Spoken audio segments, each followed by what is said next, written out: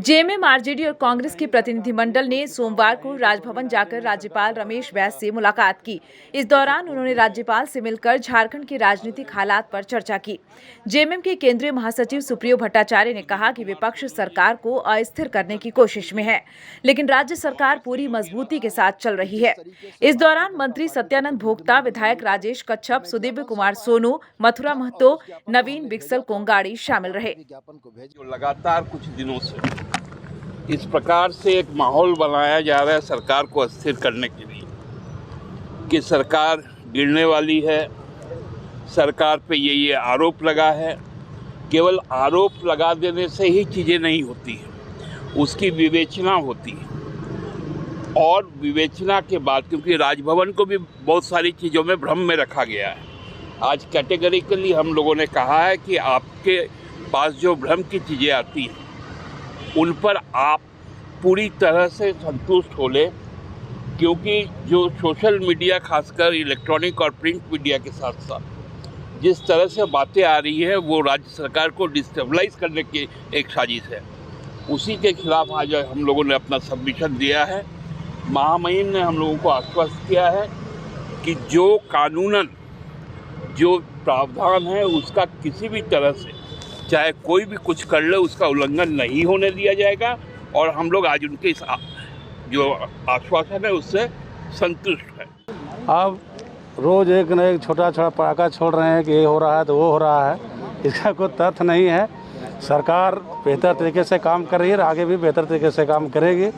और को चाहते हड़बड़ा के हम राजनीतिक में चेयर पर पहुँच जाए। ये लोकतंत्र है, संख्या बल की सरकार है और डेमोक्रेसी में मालिक जनता होती है, इसलिए सरकार पूरी तरीके से मजबूती के साथ आगे भी चलेगी और अभी चल रही है। अच्छा, उनके पटाखा से आप लोग को क्या परेशानी हो रही है? परेशानी है कि इसे कुछ बोल रहे हैं और हम कुछ नहीं बोलेंगे, इसका मतलब है कि कुछ न कुछ बात सही है, तो प्रश्न का जवाब तो देना ही पड़ेगा ना। देखिए, ये जिस प्रकार से भ्रम का स्थिति मीडिया के माध्यम से भारतीय जनता पार्टी के लोग फैलाने का प्रयास कर रहे हैं और घूम घूम करके जिस प्रकार से आदरणीय बाबूलाल मरांडी जी कह रहे हैं कि सरकार गिर रही है, तो सरकार को कौन गिरा रहा है आपको बताना चाहिए ना।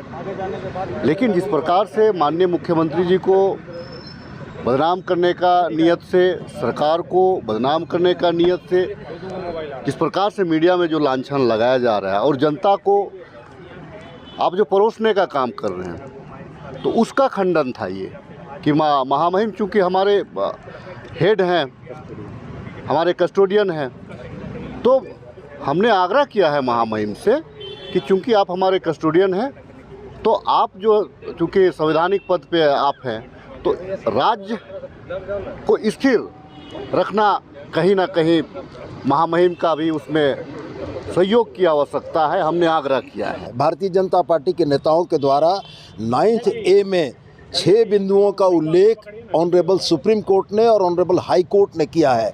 वो 6 बिंदु कहीं भी प्रभावी नहीं है।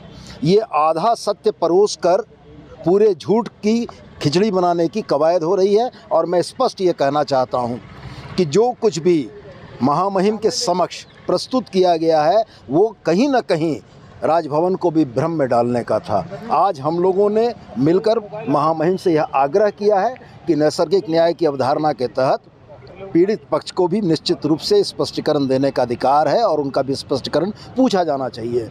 महामहिम राज्यपाल ने यह स्पष्ट कहा है कि जिस तरीके से भारतीय जनता पार्टी के प्रतिनिधिमंडल ने मिलकर हमें ज्ञापन सौंपा है था और उस ज्ञापन को हमने भेजा था, आज आपके भी ज्ञापन को भेजेंगे और निश्चित रूप से जो विधि सम्मत होगा वही होगा इस राज्य में। सुदिव्य जी, मुख्यमंत्री सहित कैबिनेट के एक-एक करके सब मंत्रियों पर आरोप लग रहा है।